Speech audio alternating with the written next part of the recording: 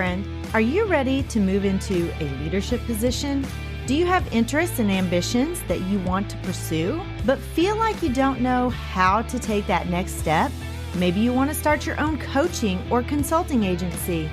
I'm Mel, and I help educators define their career path through correct mindset, knowing your options, and getting prepared for your career transition. I will show you how to level up your leadership skills, share your expertise in a new way, create impact on a larger scale, and put your leadership in motion. As an educator for over 20 years, I started to feel underused and like I had more to give. I knew when the time had come for me to leave the classroom and affect change on a larger level. Now, I'm ready to help you determine where your talents and skills mesh with your passions and interests, put your leadership in motion, and move into that next phase of your educational career journey. Let me help you define your career path by having the right mindset, knowing your options, and getting prepared for that next leadership position. So power up and put your leadership in motion. Welcome back to the show, everyone. I'm your host, Dr. Mel Van DeVort. Today, I have with me a couple of guests, and we're going to do something a little bit different on the podcast for the next couple of days. I talked to some great ladies, Kim Bradley and Erica Glenn from Max Results, and I invited them to be on the podcast. And as we were talking, we thought, well, you know what? Let's try a workshop style podcast episode and see how it goes. And so I am super excited that we're going to do it like workshop style today. So that being said, you will be able to listen to it here on whatever platform you're listening on, but you will also be able to see a video on YouTube or in my Empowered Educator group, which I have the link in the show notes for you. So you won't have any trouble finding it, but I'm really super excited. We're going to break it into 2 days. They're going to do part 1 today and then part 2 tomorrow. And so I'm super excited. Welcome to the show, ladies. Thank you. Thank you so much. We're excited to be here. I'm Kimberly Bradley with Max Results, as was said, and I have been in education for almost 30 years, about 28, and I left traditional education a couple years ago. We started this business together, Erica and I. I think we are in the middle of the second year. I had some other group folks with me at first, but I think I found my niche with my bestie, Erica, and I'm married for 30 plus years, have 2 sons and 7 grandkids. Yeah. Wow. And I am really excited. Yeah, really excited to talk to you guys today and tomorrow, and love to talk everything education and school leadership. Me too. Well, welcome to the show. I'm super excited to have you on. And 7 grandkids. Yes. That's amazing. I love it. I have 2. They're awesome. I'm waiting. Yes. I'm waiting on some more. I'm getting some baby fever. Okay. Thank goodness my brother. We're done. Yeah. Well, yeah. I've got 2 boys that haven't even started yet. So okay. I've got some coming in the future. I'm pretty sure. Okay, that's cool. Yeah, they're great. Yes, kids. Absolutely. Erica, tell us about yourself.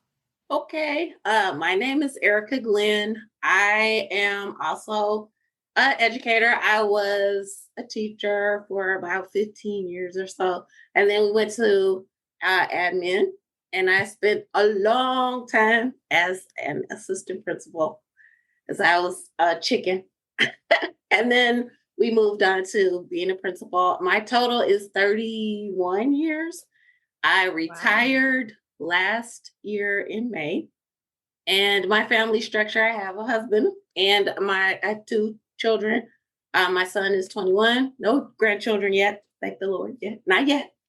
And my daughter is 14, and she still lives here with us at home. And it is a pleasure to be here. We're excited about talking to new school leaders about the question as to what are we supposed to be doing during the summer. If you're a new principal, a lot of times people say, well, what are we supposed to be doing? So that's what we wanted to talk about. We wanted to talk about that. Some of the stuff that we're going to talk about is going to be the warts of education. So before we say that, we want to say that we love our jobs. Like there's so much joy in being a principal. But No, it is. You can see the teachers grow, the students grow, you get to know families, there's joy there. But that's not what we're going to talk about today. We're going to talk about some of the warts and some things to look out for if you're brand new. Okay, wonderful, wonderful. And Erica is also one of the authors in the upcoming book that our anthology, which is Milestones of Women in Education. We are on book 2, which is Inspire, and I'm super excited to be collaborating with you on that project as well. So, me too. Awesome. Yeah, it's great. I'm super excited, definitely. All right, ladies, I'm going to go on mute. I'm going to let you guys take the floor. You have share option or sharing rights right now, so you should be able to share the workbook. The workbook will be in the show notes, so you will have a link to that. They've created this beautiful workbook. It is absolutely gorgeous. So good job on that, ladies.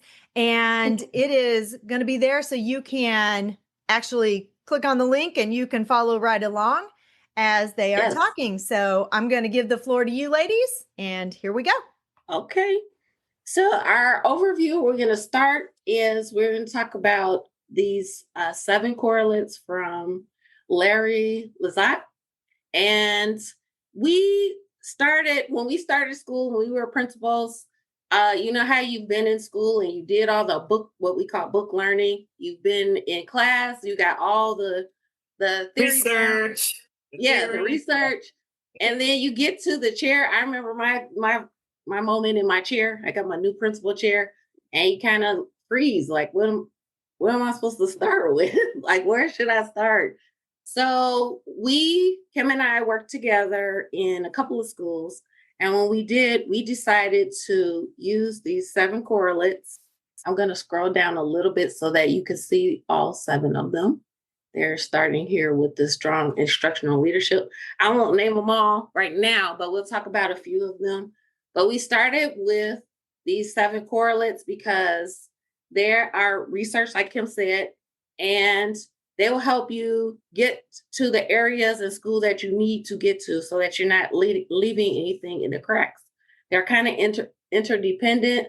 Like, you're not just going to focus on one. You're going to try to focus on all of them. Depending on your school, it could be more on one thing than the other, your climate, however it's going. But this is the cheat sheet. This is a cheat code for you to use to get started, so you're not sitting in the chair going, oh my gosh, where do I start? This is a good place to start.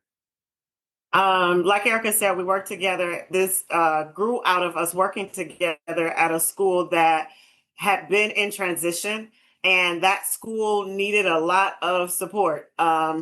The district decided to take all of the 5th and 6th grade students and put them in one building together, and principals in the other elementary buildings got to choose which teachers to now become 5th and 6th grade teachers. You can imagine what we walked into. And what we realized is that what we learned earlier in our pre-service classes could be applied here and support us in improving schools. So all of this research done around how to improve a school, why not utilize those and make certain that we're, like Erica said, not leaving any area out. We wanted to make certain that we were focused on all 7 of these correlates. Mm-hmm. The other reason we kind of chose this is because we've had some friends who've walked before us and who graduated before us in our principal leadership program, and there's kind of like a disconnect for them. So the things that you learn in school, sometimes, like I said, is book learning, and when you get in the seat, is so much going on. Like that school itself, we had to make schedules and put people in pods to do all these things. And you might forget about this theory that you learned or the things that you're learning in school. So we just want to encourage people to don't throw your theory out of the window. It really can help you. It can give you a starting point, and it's evidence based, so you know it's going to work. You just got to get your feet wet and get it working. Absolutely. And we saw improvements in our outcomes for students over like a couple of years. It didn't take long of us doing this to see improvements in academics for our students. So maybe it's because people are on the podcast. I know we're doing both sides, but maybe we should name them real quick, and then we're going to talk about a couple of them. I'll name them. Then Kim, maybe you could start talking about the one that you wanted to talk about first. I know I wanted to do strong instructional leadership. I wanted to do that. Yeah. Okay. Go ahead. The strong instructional leadership, clear and focused mission is one. Safe and orderly environment, climate of high expectations, frequent monitoring of student progress, opportunity to learn, and time on task. And then finally, home and school relations. And we wanted to share these in stories because we do know it's a podcast and we would like to do the PD, but we're going to do kind of a hybrid. So the story that we're going to tell is a true story. It's about a principal at a school, and we worked with her for a little bit. She was like we said, we work with people who have gone before us, and her focus was on that safe and orderly environment. I know I said I was going to do strong leadership, but I'm gonna go backwards. So she focused on strong and orderly environment. She had a handbook, and the handbook had tabs in it, and the tabs were under each infraction that students could make, and she had highlighted, and we saw it. We were like, oh, okay. She's a disciplinarian. That was her focus. But the instructional leadership, I think she believed that if I have a safe and orderly environment, no one's doing anything to disrupt the environment, that the instruction will take care of itself. And that was not the case. Like, we focused more on discipline. Like, if you're looking for discipline and that is your focus, that's what you're going to find, and that's what you're going to spend your time doing. So there was no time for the instructional leadership in that team, because we spent all of our time getting the environment orderly and safe, which is good, but you have to have a balance. So I have a question too. So since she was focused on discipline, I'm sure her staff was focused on discipline. So she probably didn't have a lot of time to do anything else, because they were probably like, okay, her focus is on discipline, so I'm going to write up every kid for everything then. Oh my gosh. And she probably wasn't getting a whole lot else finished during the day or anything. Exactly. That what you inspect, that's what you're going to find. You know, what you're looking for. Mm-hmm. So yes, we spent a lot of time looking at what the students were doing. And like I said, you have to have a balance. You can't learn, the students can't learn if the climate in the classroom is in disarray and people are just running amok. That is true. That thought that she had, that was true. But you have to have instruction too. Like, the teachers need help. They need resources. You need to get in the classrooms and see what is going on a daily basis. Like, every day you should be popping in somebody's class. It doesn't have to be written down, just popping in and see what's going on. Then you can know, and you can start seeing what the school needs and where your strengths are and where your weak points are. We were talking about that particular school leader, but we also had a conversation recently with another school leader who also was reflecting on her focus on discipline and safe and orderly environment and things that were kind of like adjacent to instruction. And she was kind of questioning whether or not, because she had been in that school for some time, and the movements in academics hadn't really made the strides that she wanted. And she was kind of questioning whether or not she was the right person for that building. She was kind of down on herself a little bit. But it was because she was realizing that maybe my focus was not as clear as I needed it to be, or in the right direction. So, yes, her environment was, I guess you could call it safe, but then that next step of having students learning to the best of their ability to the point that you want them to hadn't quite happened for her. And she was questioning her focus on which one of these correlates, whether or not we were talking about correlates or not at the time, that's what she was questioning. And so what we realized when Erica and I became the school leaders was that we understood that our primary focus was so that our students learned to the best of their ability. And we had high expectations, which is also one of the correlates for our children. And we knew that in order to get there, we do have to have a safe environment, but we have to support our teachers in the instruction. And we felt confident that we were able to do that. We were confident in our ability to support them. And where we weren't able to personally support them, like with PD, then we will find them those resources to make certain that our teachers had what they needed, like Erica said before, because if they don't, our children are not going to grow. We know that we have to support those teachers in the classroom. They're asking it often. Okay. You touched on the high expectations in the classroom. And I guess I want to touch on that too. I know when I would walk through classes on our rubric, we have to do walkthroughs or evals. Again, another tip for new principals. Sometimes it's like, well, I have an idea of what high expectations are myself. Like I know what I think it is, but sometimes when you're looking into the classroom, it might seem like, how do I measure that? Like, what am I supposed to be looking for? So again, we talk about what you learn in a book. It says, you're going to have a climate of high expectations. But what does that really mean? So again, here's another story. I had a teacher that I used to know in one of the various schools that I taught in, and she would ask the students questions, but then she would answer the questions and ask them to echo it back, like say back what I said. And so that to me is an example of what you might have to encounter with the high expectations. Like, why is she doing that? Why are you not letting the students answer?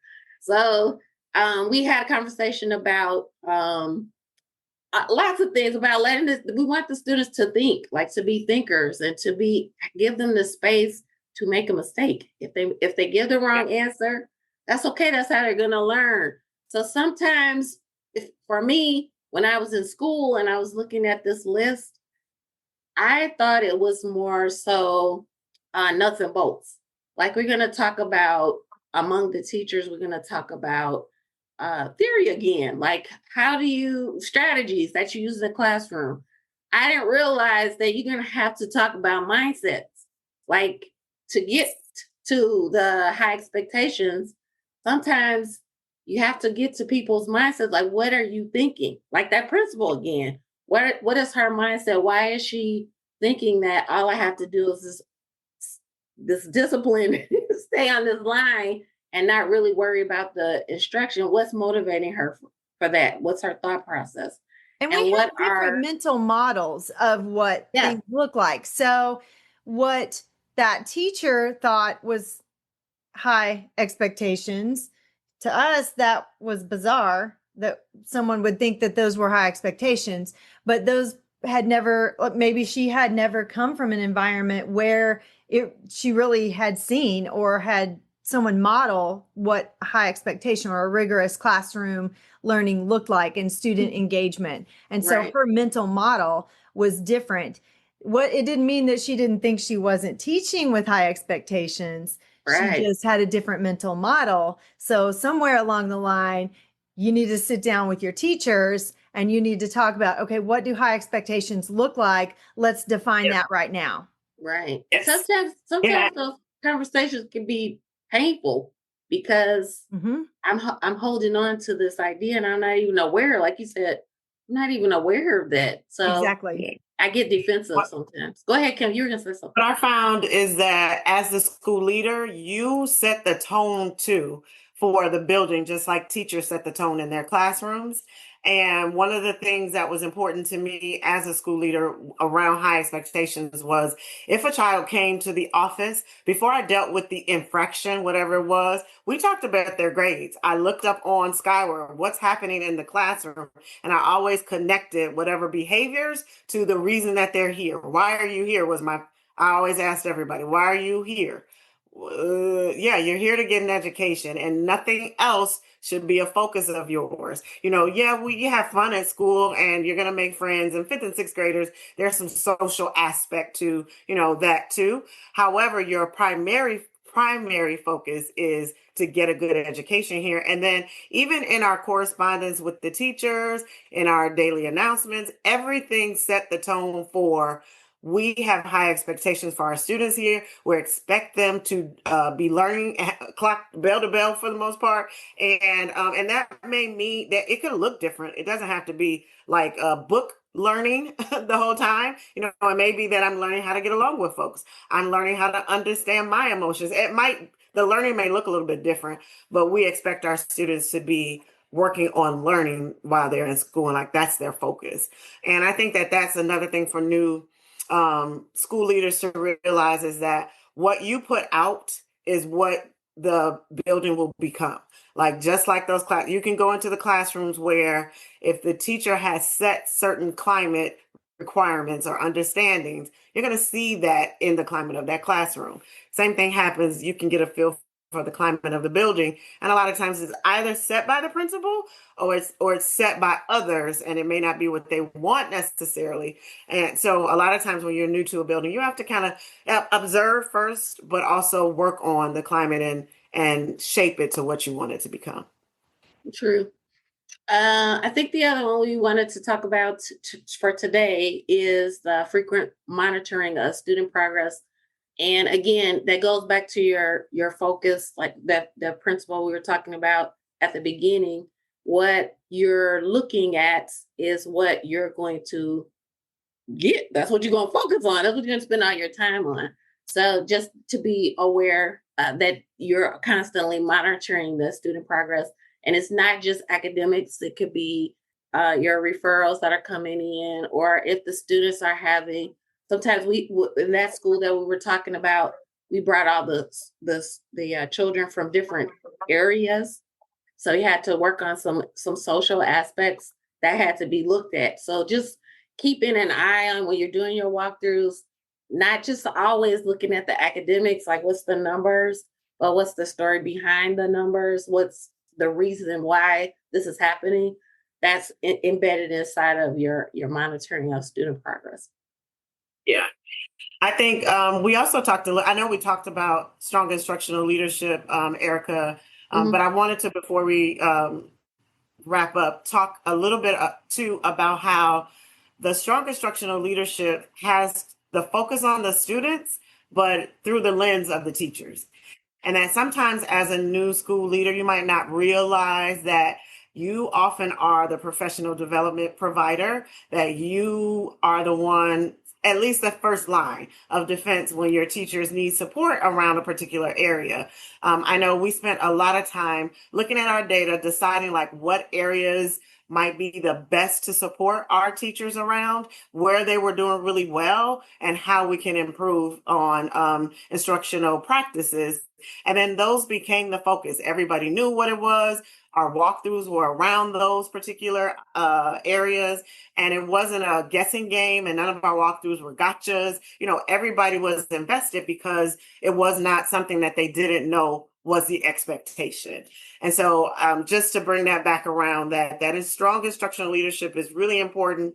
The other piece is that you often get into how the teachers are feeling. Like, I think you said this, Erica, is not always the data and the exactly what you see in the classroom. It might be that mindset and supporting folks around the growth, because change and growth is not the easiest always, but being okay having difficult conversations as a school leader is important too.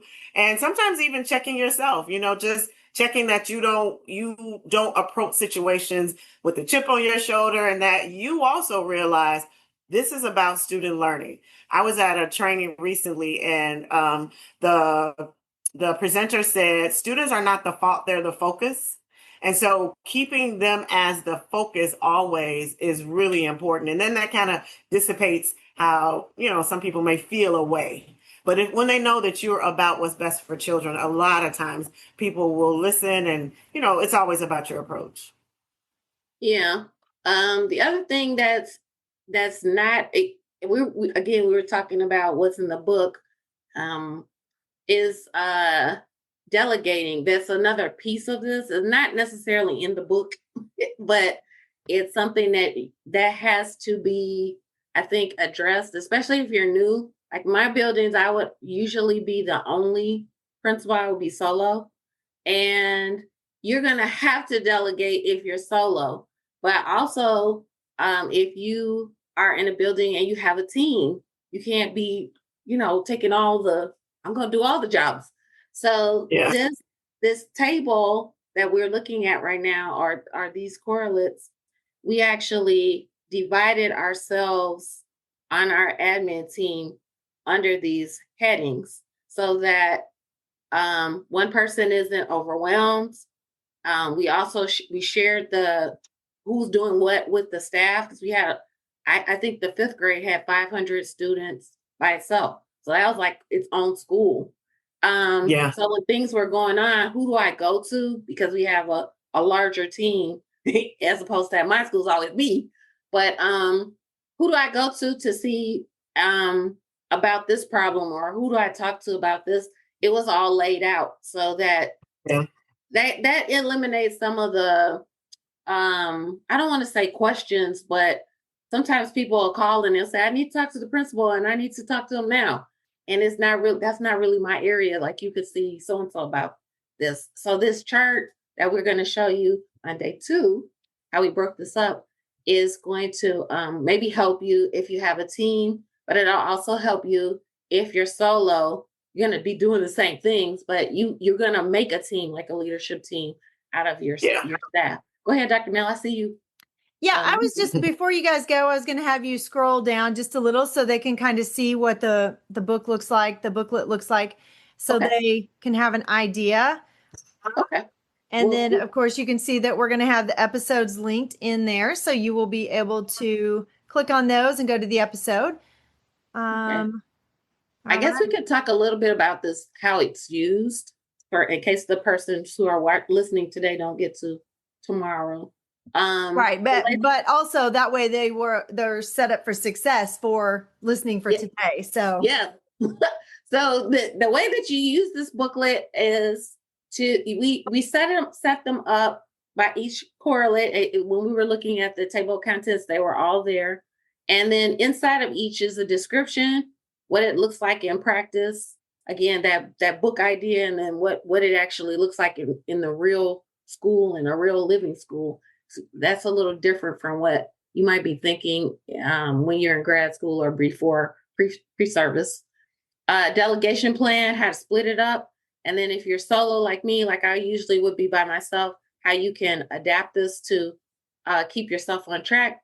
And then a quick win. Like you could use this to, it's the summer. So you could use this to go through the quick wins. We have them listed all by themselves and in each correlate. So you can get your feet wet and get started during the summer, because this is the best time to start thinking about this if you're new. So I'll say, especially if you kind of know where your school is. I just want to include that. Like sometimes when you start, you want to know kind of where everything sits. So if you're coming in, you're new, but you know what the building needs. This, like Erica said, jump right in and you can go. Make certain that you have a sense of what the needs are, and then this will help you. Yes.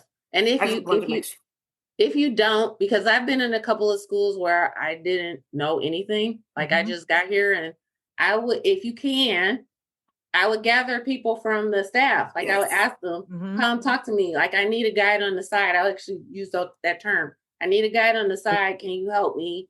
What do you see as the areas that we need to start with what they're telling you, so that you have an idea of where to start. So you're not just coming in cold and say, well, I'm going to walk around and see. You are going to walk around and see, but you can still get an idea from your team. If you One of the get it. things that I did as a new principal is I sent out a survey to all of my staff before the school year ever started, so they could give me all of their information and I could get to know them as a person. But then I also knew, what are the great things that are happening at this school? What are the things Yes. that we should keep? What are the things that are not going so well? What should we get rid of? And then you get all of those perspectives. So then you Yes. have kind of that jumping off point. Right. Yes. Right. Yes. One time Absolutely. we had a little money one time, and we did it in person, like a little retreat. Mm-hmm. So there's various ways of getting to people because it is summer. Sometimes if you Right. offer, food and a little gift and something, people will be willing to come in because sometimes people are like, it's summer. I'm busy right now. And they need their breaks too. Yeah. Yes. Yeah. Yes. Okay. So here's a sample of how we broke it up. So here's the correlate. We talked about strong instructional leadership. Here's a little definition. Is what it looks like in practice. And then we thought it would be helpful to say what you might be doing daily, weekly, monthly, and quarterly. Again, if you're new, you kind of, it's in there, but having it written down, oh yeah, this can jog your memory so that you don't forget. Okay, I need to make sure I get in the classrooms often, or meet with my coach. So it's broken down by this correlate, by the time frames. And then here you can delegate. This is what the principal could be doing. The assistant principal, if you're lucky to have a coach with you, this is what the coach could be doing. And if you have department leads, and then here's the little solo section. It's basically the same thing, but just on a maybe smaller scale, or developing that team, like we said, like a leadership team. Mm-hmm. That's what I would always have to help me take up some of the tasks in the PLCs and in our meetings. I would have houses. We would group them by either grade level or by I had the one grade in my building, so we would do them by Subject.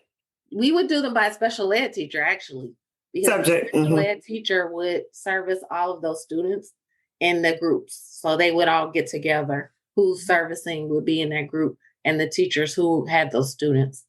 And we would talk about these things in that form instead of, you don't have the assistant principal and such. Right. And so you need to do what makes sense for your context. Right. So you Yes, need to think absolutely. through that and what that looks like. And also, Yes. as far as the walkthroughs, you need, as a new principal, as any principal, you need to put those on your calendar and you need to protect those. Absolutely. Those need to be one of the most important things that you do. And Yes. I know that when I was in the classroom, I would see my principal 2 or 3 times a year walk into my classroom, and then they would give me feedback on being in my classroom for 30 minutes. And I'm like, okay, well, this is not real helpful because you've been in here one time and I need to know how to correct what you just told me was wrong that you saw in one time of being in my classroom, when Yes. probably I do that. You just didn't see it this time. And so you need to protect that time and be in there often. And I'm saying often, I mean weekly.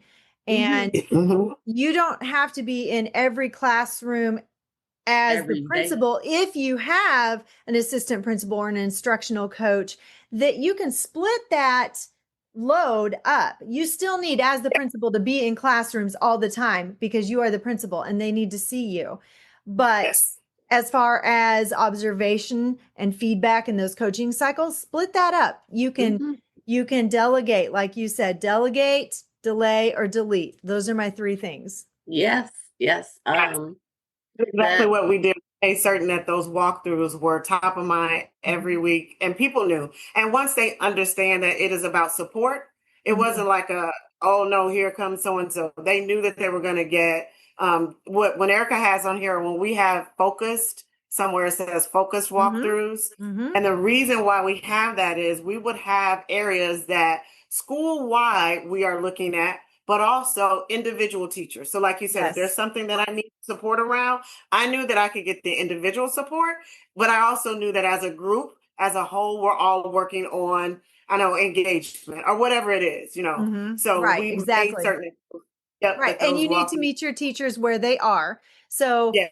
your seasoned it's like the teachers are student. going to be in a much different place than your brand new teachers. So you're not Absolutely. looking at the same kind of thing. And your coaching cycles are going to be different as well, because you don't need to coach your seasoned teachers who are rock stars every single week if you're going in and you're seeing what you're looking for on a consistent basis. Yes, there are still places where they can grow, but Right. you don't have to continually coach them on those things. Your new Yeah. teachers, they're Absolutely. going to take much more time because they're new. They don't know what they don't know. Yes. And Yes. even after 13 years in the classroom, there were things that I didn't know until I became a principal or a dean of Yeah. instruction. Mm, Yeah. No, yeah. absolutely. That is so true. Yeah.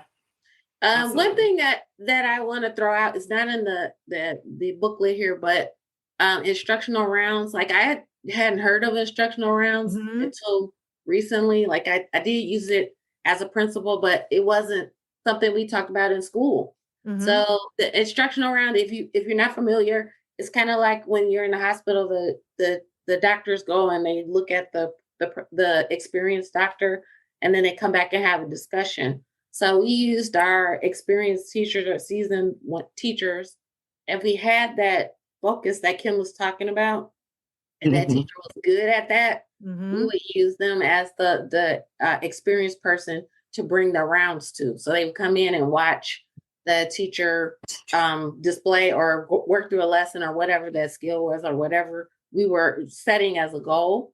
They would work on. They would look at them do that, and then we would have either them talk with me if the teacher wasn't available, but we would try to get the teacher back to the new teacher who was looking so that they could ask questions. So we keep going back and forth. I found that to be more effective to me than me trying to go in the classroom and model it. You know, I could model now, I could do it, but to see them with the students Hmm. in somebody Exactly. else's class and being able to be sitting back and look, I found that was really good for them. And Yeah. that is, And it helps to get. go ahead, Kim. No, I was just going to say that helps to, again, underscore that climate of high expectations, and that instruction is key here. So when it's a focus and people don't feel weird about going into my colleague's classroom and Mhm. watching them, then you've created that climate where we are learning here, us adults, and our focus is that our students are learning. It's a learning building. Yes. Mhm. Yes. Yes, it's a learning institution for all of us. Yes. But Right. Absolutely. you're also leveraging your human capital.